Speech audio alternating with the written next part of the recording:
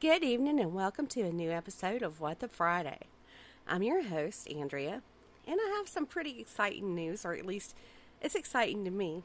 My daughter, Courtney, I've spoke of her several times on here before, but she's going to be joining me on Fridays for What the Friday. I've been asking her to do this podcast thing with me since the beginning of the podcast, and I finally think I convinced her to do it.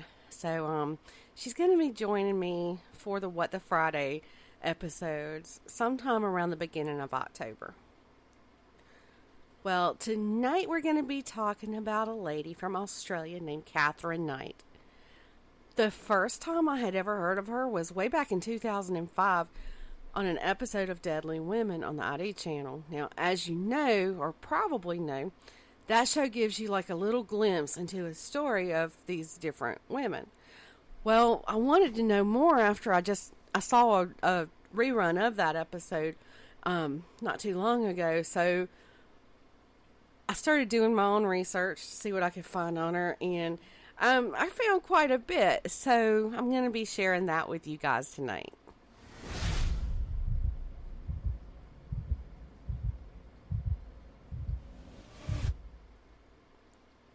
Mystery, Murder, and Magic proudly presents What the Friday? And here's your host, Andrea.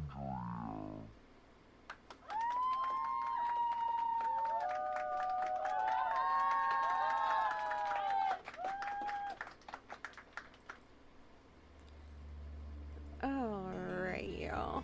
So this lady, Katherine Knight, that we're going to be talking about tonight, I hate to call anybody crazy, but this woman, she was way out there, okay? She was born in 1955, and she's originally from Aberdeen in New South Wales's Hunter Valley. Well, her dad, Ken, he was a raging alcoholic who would rape her mom, sometimes as many as 10 times a day.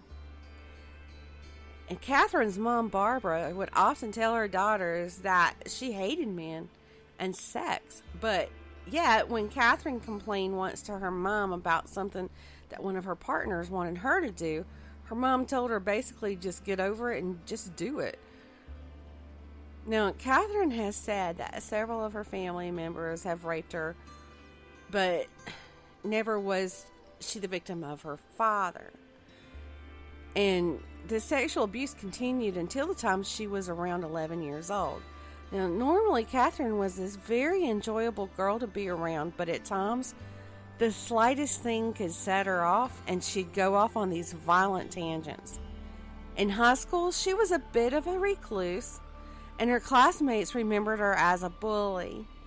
Now, it is known that she assaulted at least one boy with a weapon in high school, and she even wounded a teacher. But when she wasn't off on one of those wild tangents, she was a model student, and she even earned awards for her good behavior. Now, when she was 15, she dropped out of school, and around the time she turned 18, she went to work. Well, no, right after that, sorry, I got ahead of myself. After she dropped out of high school, she went to work in this factory cutting fabric. Well, a couple of years later, she left that job, and around the time she was 18, she went to work at this meat processing plant. She called that job her dream job, and one of the jobs that she had while she was working there was decapitating pigs on the production line. Sometimes she would even go to where the production line started and watch the pigs have their throats slit.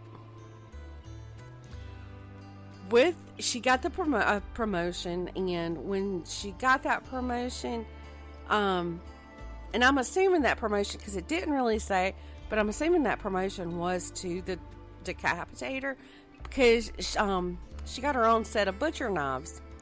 Well, she hung those knives over her bed in every house that she lived in after that, and she said that they were there just in case she needed them. In 1973, Katherine met a man by the name of David Kellett, And he seemed to be in some ways a lot like her father. And they say girls are attracted to men who can be like their fathers. Now, he was a heavy drinker, but it was very well known that Katherine controlled him. The following year, the couple got married, and they arrived at the ceremony. This is kind of funny to me. They arrived on her motorcycle with David drunk off of his ass, sitting in a thing called a pillion. And I didn't know this until I searched it, but the pillion is the little sidecar that attaches to a motorcycle. I didn't know that was the name for it. Anyway, when the couple arrived at their marriage ceremony, Katherine's mom basically told David to be careful around Katherine because she would kill him. And she went on to tell him that she thought that Katherine had a screw loose. All I can say is wow. Just wow. Now, on their wedding night, David had the audacity to fall asleep after having sex only 3 times. So, what does Katherine do? She tries to strangle him.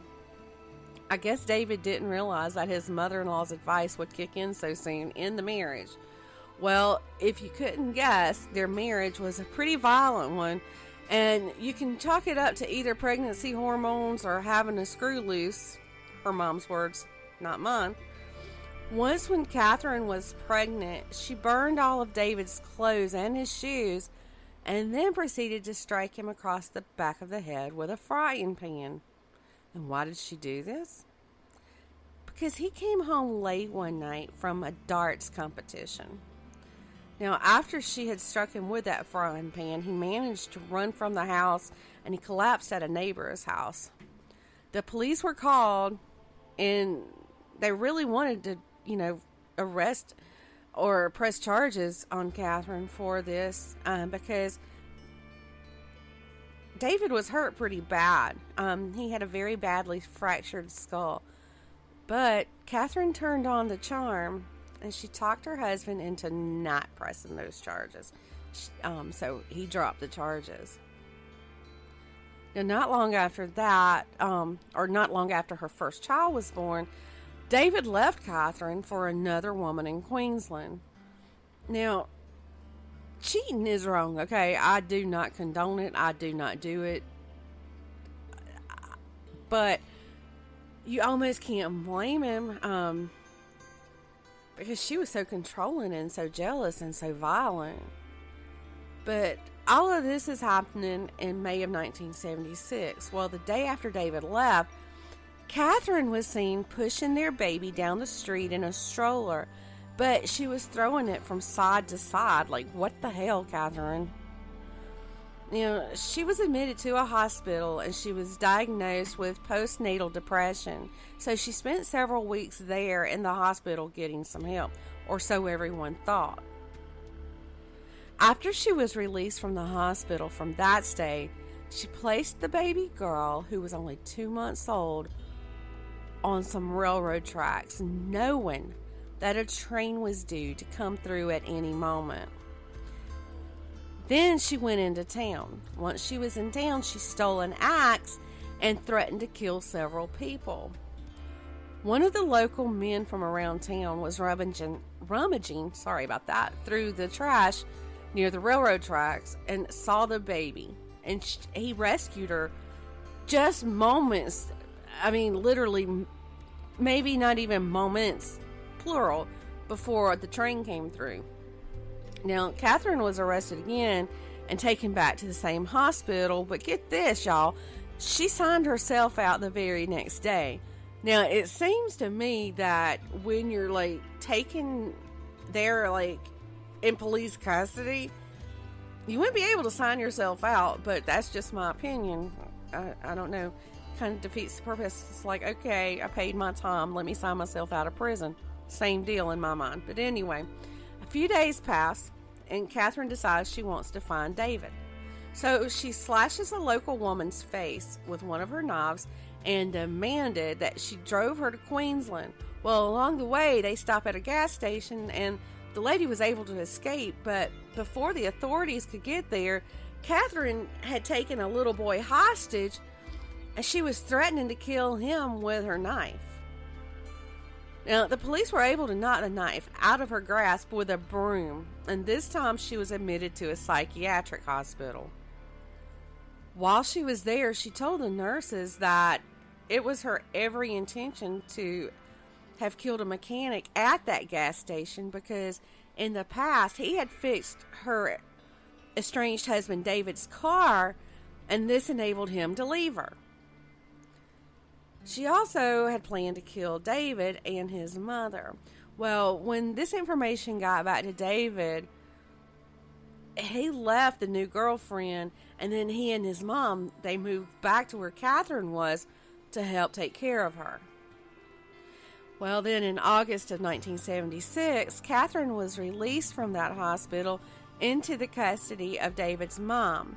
Following that, Katherine, David, and his mom moved to a suburb of Brisbane. There, Katherine got another job in another meat processing plant, and in March of 1980, she gave birth to another daughter. Well, the couple split up again, but this time it was Katherine who moved out. At first, she went to live with her parents in Aberdeen, but soon she moved into a rental house, and she resumed her job at the meat processing plant. She wouldn't stay there long, though, because she injured her back and she had to go on disability. And she also received a housing commission house from the government, so she moved once again to Aberdeen. Now, don't think for 1 minute that because she's disabled that she lived out the rest of her life quietly. No, ma'am, she sure didn't. In 1986, Katherine met a 38-year-old man named David Saunders. And after only a few months of knowing each other, they moved in together at Katherine's place with her daughters.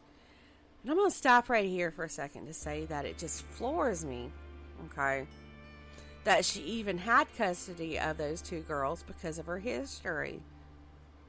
I mean, she tried to kill the oldest one by leaving her on those train tracks. Anyway, Katherine's jealous streak started rearing its ugly head again, and she would question him about what he was doing when she wasn't around, and every once in a while she would kick him out, but soon she would beg him to move back in. The following year, just to show Saunders what she was capable of doing if he ever cheated on her, she slit the throat of his dingo puppy, and to show that she meant it, she knocked him over the head, him meaning Saunders, not the puppy, over the head with a frying pan. She hit him so hard that it knocked him unconscious. Well, as luck would have it, 2 years into the relationship, Katherine gave birth to a third daughter, which was her first child with Saunders. Saunders decided now would be a good time to put a down payment on a house. And when they got this house, Katherine put her, you can't see it, but it's air quotes, decorating skills, I guess you could say, to work. And soon the place was decorated with animal skulls, horns, traps, leather coats, boots, even machetes, pitchfork, and rakes. Even the ceiling was covered with these odd decorations. Now, not long after that, the two had an argument, and Katherine ended up hitting him in the face with an iron and stabbing him in the gut. Well, Saunders left, but he returned later to find that she had cut up all of his clothes, so he took off again and went into hiding. Katherine went looking for him, but no one would tell her, where he was at. So, I guess she just kind of gave up. But eventually, he showed back up at the house to see his daughter. But sometime while he was gone, at some point while he was away from them, Katherine went to the police and told them that she was terribly afraid of him, and they issued an apprehended violence order against him. And I'm guessing that that's really similar to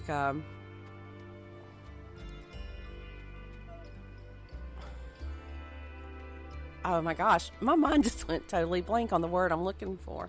But anyway, in 1980, Katherine became pregnant again with a former co-worker's baby. And that former co-worker was 43-year-old John Chillingworth.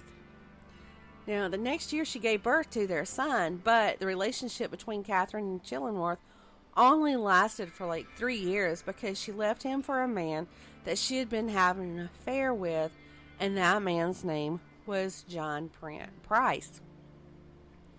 Price already had 3 children from a previous relationship when he met Katherine. Now, everyone that knew him described Price as a good guy. He and his wife had divorced in 1988, and their youngest child had stayed with his ex-wife, but he took the 2 oldest with him. Katherine's violent tendencies were no secret to Price, but he let her move into his house anyway. Now, talk about ignoring red flags. But his kids really liked Katherine, and in the beginning of their relationship, everything was all sunshine and roses. Their first major fight wasn't until 1998, when Price refused to marry to marry her. So, to get her revenge, Katherine made a videotape of some items that Price had stolen from work and sent it to his boss. Well, this got Price fired from his job that he had had for 17 years. Well, after he lost his job, Price was so angry that he kicked Katherine out of his house, so she moved back into her own house. Now, after a few months, the couple reconciled, but he wouldn't let her move back into his house. Well, after the reconciliation, the fights came more and often, and soon Price's friends were just like, you know what, buddy? As long as she's around, it's best we don't hang out. And I can't say that I blame them. Now, fast forward to February of 2000. Like I said, the fights were coming more often, and Katherine ended up stabbing Price in the chest. Well, he made her leave, and then on the 29th of February, he went to the magistrate's office on the way to work, and he took out a restraining order. That's the word I was looking for earlier. But he took out a restraining order on her. When he got to work, he even told his coworkers that if he didn't come to work the next day, it would be because Katherine had killed him. Well, his coworkers were frightened for his life, and they begged him not to go home that day. But he was afraid that if he didn't go home, she would kill his kids. Well, when he got home that day, he found that Katherine had sent the kids away, but she herself wasn't even there. He spent the afternoon with some neighbors, and then he went to bed around 11 p.m. Well, Katherine arrived at his house while he was sleeping. She watched TV for a little while, then she took a shower. The couple had sex, and then Price went back to sleep. At 6 the next morning, a neighbor got very concerned because his car was still in the driveway.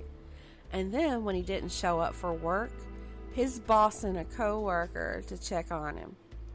When the co-worker arrived, he noticed blood on the front door, so he called the police. When the police arrived, they busted down the back door and found his body, and Katherine was there too, but she was pretty much in a coma from taking a large number of pills.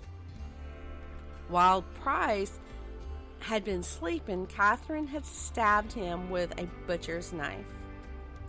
Next, Price tried to turn on a lamp before trying to escape by running from her, and Katherine chased him through the house and out the front door. Now, it's not known if he stumbled back into the house for some reason or if he was dragged back inside, but he was inside in the hallway where he died. He had bled to death, and after he bled to death, Katherine drove to an ATM in Aberdeen and withdrew $1,000 from his account. An autopsy showed that Price had been stabbed a total of 37 times on the front and back of his body. Some of those stab wounds had penetrated through to vital organs. few hours after he passed away, Katherine skinned him and hung his skin from a beam over the door of the lounge. And next, she decapitated him and cooked some of his body parts and served it with baked potatoes, pumpkin, zucchini, cabbage, yellow squash, and gravy. Man, she made a big meal. But she served it on 2 plates on the table, and beside each plate she had written notes, and each had the name of one of his children on them. Her plan was to feed him to his children. Okay, let that sink in. Now, a 3rd plate was found in the backyard, and it has been guessed that she had tried to eat it, but she just couldn't stomach it. Now, Price's head was found in a pot with vegetables, and when it was found, the pot was still warm. After that, Katherine had arranged what was left of his body with the left arm over a soda bottle, and his legs were crossed at the ankles. She also had left a note on top of a photo of Price, and the note itself was stained with blood and little pieces of flesh. And the note said, "Tom got you back, Jonathan, for raping my daughter. You too back for Ross, for Little John. Now play with Little John's dick, John Price." Now, that really don't make a whole lot of sense, but what I got out of it was that she was accusing him of raping one of her daughters, and maybe his daughter Beck. We do know that Beck was one of his daughters, or one of his kids, his daughter, and Little John was his son. Now, we all know that Katherine wasn't the first cannibal in history. Way back in episode 4 of Mystery, Murder, and Magic, we talked about Ed Gein, and he was a man from the 1950s in Wisconsin who was accused of killing several people, having sex with their rotting corpses and then eating them. Now, sometimes he would also make a few different things out of their skin, including a belt that was made from human nipples. Then there was a man named Gary Heidnik. He was a 42-year-old man from Philadelphia who in 1986 captured women and kept them chained in his basement.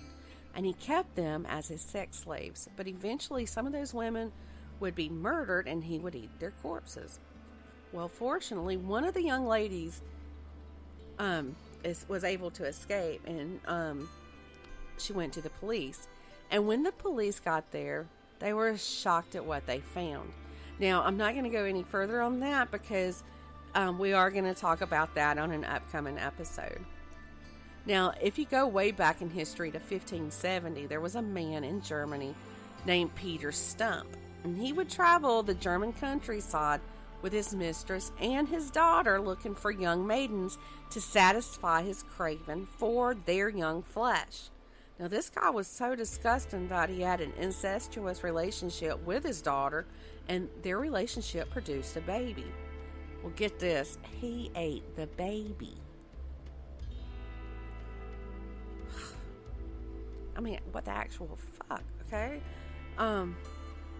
In all, he ate a total of 15 women and children, and he'd eat their hearts while they were still warm from their body. Yeah. But they really did know how to dish out the punishment back in those days, because he was punished very severely.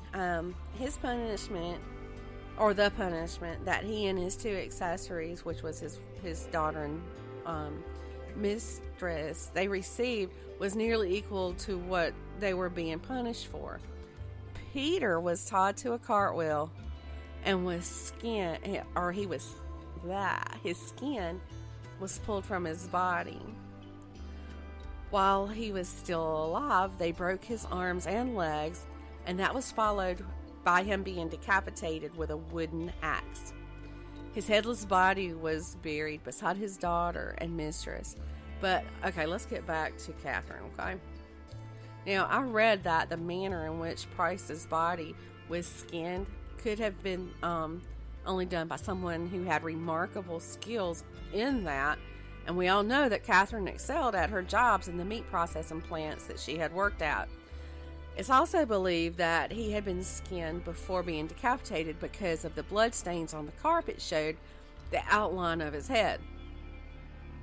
The autopsy did reveal that he was deceased when Katherine removed his skin, and I guess thank goodness for small favors like that. The cuts that she had made on his body were very precise and very straight. It was like she had been practicing her entire life for this one thing. They said that in all it would have taken like 40 minutes for her to perform that task. When Katherine was questioned about the murder, she said she had no memory of ever doing any of it that night, but I guess they weren't buying it because on March the 6th of the year 2000, Katherine was charged with John Price, murder. While she was still in a psychiatric hospital when she was charged. In October of 2001, Katherine spared Price's family of having to relive that whole thing by pleading guilty. And according to a court-appointed psychiatrist, Katherine was 100% sane when she killed Price. On November 8th of that same year, Katherine was sentenced to life in prison with no chance of parole. To this day, Katherine says she has no memory of what happened that night. She only remembers the couple having really good sex, John getting out of the bed to pee, and then she fell asleep. She has also appealed her sentence. She said it was too harsh. And because she was sane at the time of the murder, she was sentenced to, I think I'm pronouncing this correctly, Malawa Women's Correctional Center, and wasn't put in a psychiatric hospital. Well, y'all, we have talked about crazy on this podcast before, and like I said earlier, I hate to call anybody crazy because there's so many people suffering with mental disabilities, illnesses, these days, you know, but they said that she was 100% insane. But anyway, I think that this one deserves the title of like the craziest. What do y'all think? Well, thanks for tuning in tonight, and y'all have sweet dreams. Come back in the morning for an all-new Weekend Weird Files. Y'all have a good night.